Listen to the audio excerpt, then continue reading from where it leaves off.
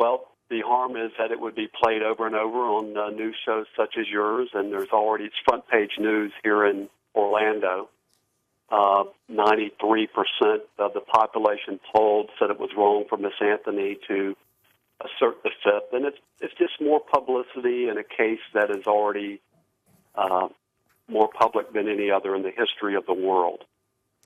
Do you think that she is eventually, at some point, going to have to answer some of these questions as the defense in this, or as the prosecution in this case, is contending? I'm having trouble hearing you, but if I understand, you asked, will some point you have to answer these questions? That remains to be seen.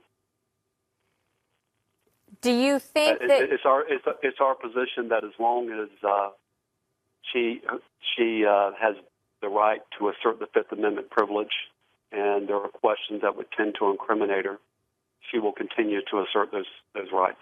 I guess people are wondering, incriminate her against what? She's already been acquitted. She was acquitted of the far more serious charges, but she was convicted of the false statements that were allegedly made to law enforcement during a July 2008 interview. It is those very statements that are the predicate for the lawsuit filed by Zenaida Gonzalez. Those convictions are on appeal.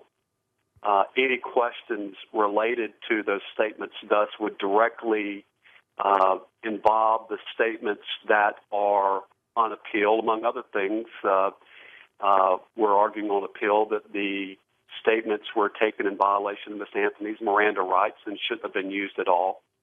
And so she obviously, if she started answering questions about those statements, she would be in danger of waiving her Fifth Amendment rights, because theoretically she could win on appeal.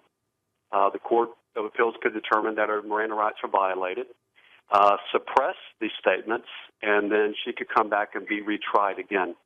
And she would have the right at that point to remain silent if she wanted to, and she doesn't want to waive that right at this point.